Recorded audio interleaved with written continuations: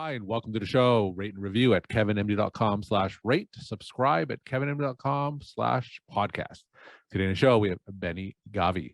He's an internal medicine physician, author of the book, Preventing Prostate Cancer. Reduce your risk with simple, proactive choices.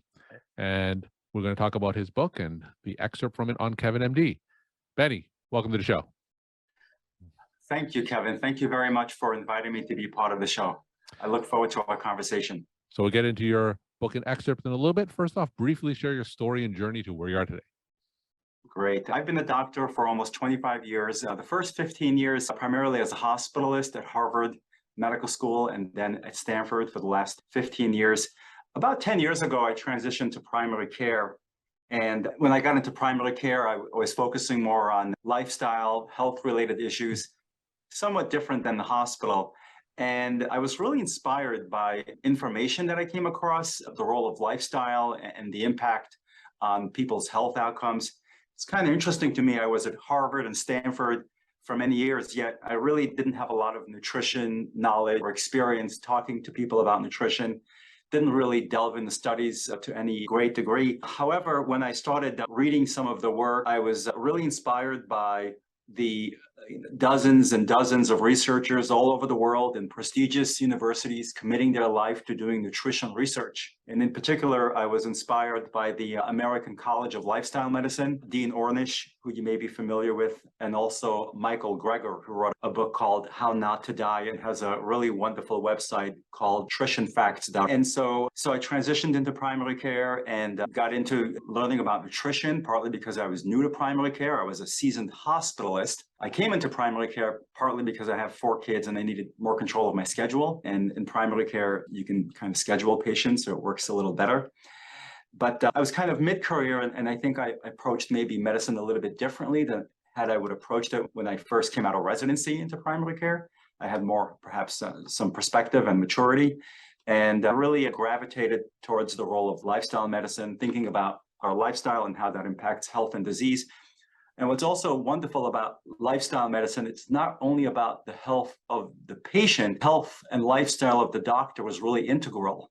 You really can't be talking to patients about nutrition, activity, good sleep, and stress management if the doctor is, kind of not in a good place. It just wouldn't come off authentic and wouldn't come off right. And so one of the challenges of lifestyle medicine is that it actually calls upon clinicians to also reflect on our lifestyle as we try to learn, understand, and counsel our patients. So give us some specific ways how you would incorporate lifestyle medicine and nutrition in a typical office visit. So I think it's highly variable. Patients are very different. They come with different expectations. I have some patients who are completely plant-based, and some patients are still eating cheeseburgers a couple of times a week. And so people are at different places. And so it's a conversation. But unlike more traditional medicine, which is more prescriptive, lifestyle medicine is more of a conversation. Where are you? What do you enjoy doing? We really can't have people do lifestyle medicine if they are not going to enjoy what they're doing. Food is so personal, activity is so personal. I really try to get a sense of people, of who they are. And I really like to incorporate pleasure, because if we don't have pleasure, I think it's just hard to maintain things. And I think willpower is not a good engine for change. Willpower is a limited commodity. And by the end of the day, we're all pretty exhausted.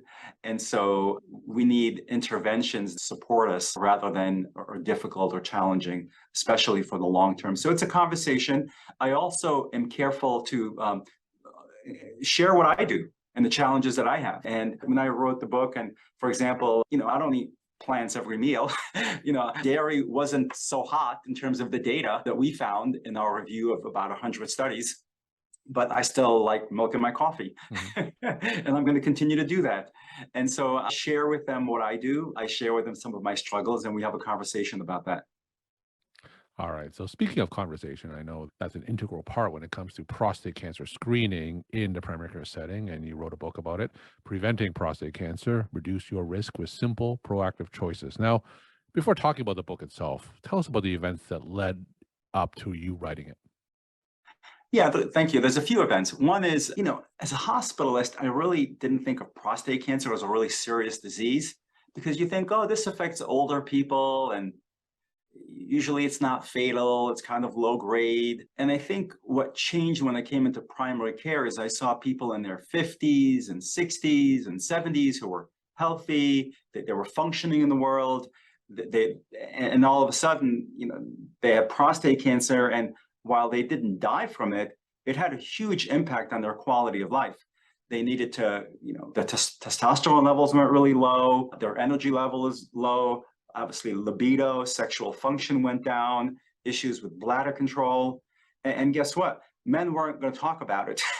They're not going to have, a march for prostate-related symptoms, because just men are different, and women, just on average, just more out there with emotions than men. And so I really felt and saw that men kind of suffered privately with some of the symptoms of prostate cancer, which sometimes is a chronic disease. What are some of the chronic symptoms of prostate cancer that they have to suffer in silence with?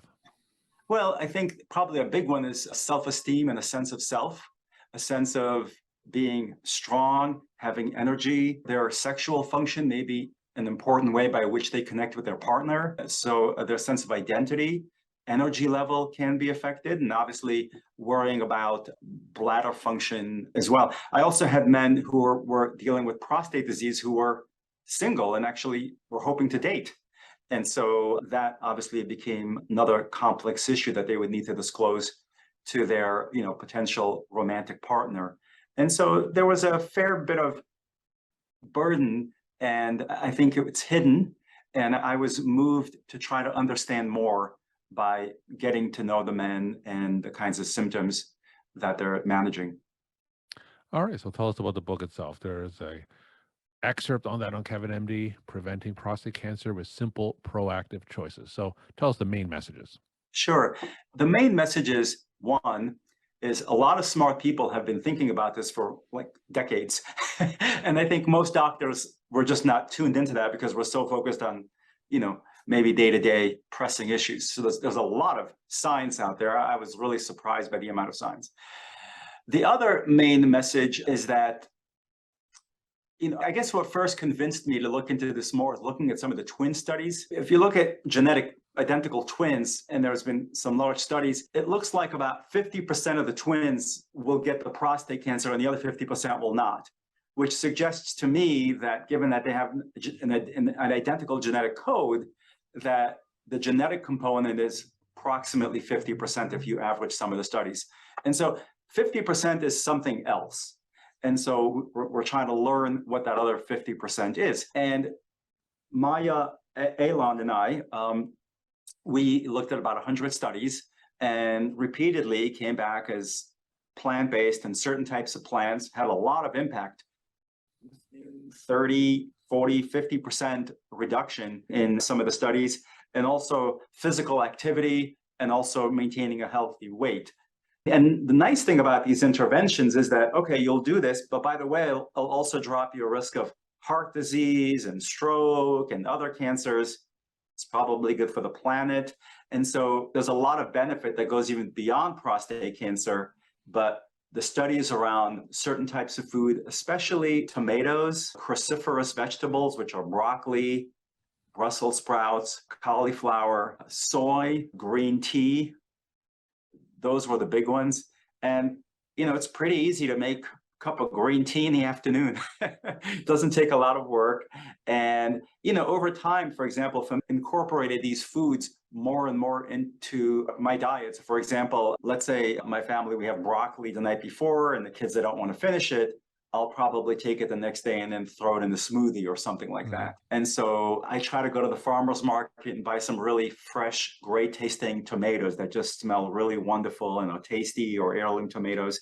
And, the point is to also have fun and enjoy and pleasure, but armed with some knowledge, we're just making decisions that are healthy for us, but also can maintain pleasure.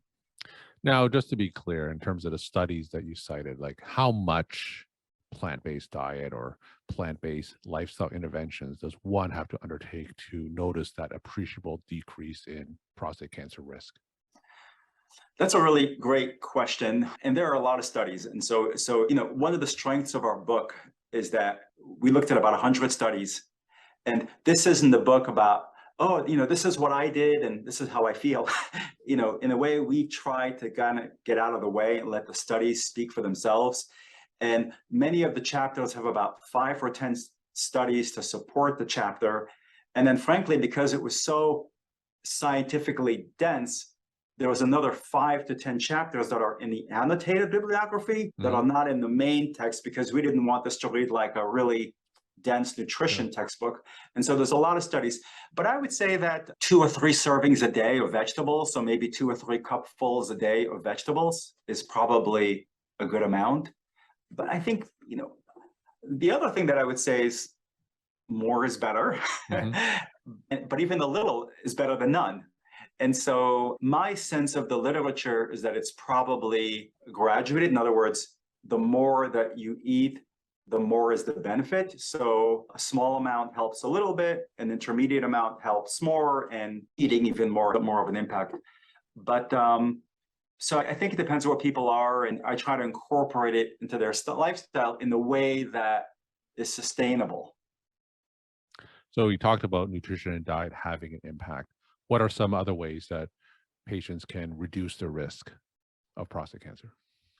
Exercise, physical activity, movement is really strong. There are really, interesting studies in the book where actually people exercise and then people take the plasma or the serum of the people who exercise and actually put it into petri dishes and actually can show that cancer cells can be inhibited by the serum of people who exercised. But even putting that aside, there's just a lot of epidemiological studies that show that people who exercise and maintain a lean body weight appear to have less prostate cancer. There is also, on the flip side, dairy didn't get, it was kind of either neutral to potentially harmful. We kind of recommend limiting dairy, but I have an egg once in a while, and I have milk in my coffee, and I have some baked goods. And so I don't think the point is to have zero. Maybe I just have it with a cup of green tea or something like that. And I think that animal-based products, red meat, like in other studies, is probably something that we do better eating less of. So you're a primary care physician like myself, and as you know, 10, 15 minutes for each visit. Sometimes a lot of doctors eat more plants, exercise. That's pretty much the only way that they could convey that message to patients. So you do this all the time. So what are some effective ways we can communicate that message given the time constraints that we have? That's a real challenge. I think sometimes, frankly, it's just difficult. But I think patients respect doctors. I think even a small comment can go a long way. I think we're there as a resource for patients. We're not going to bring it up every time.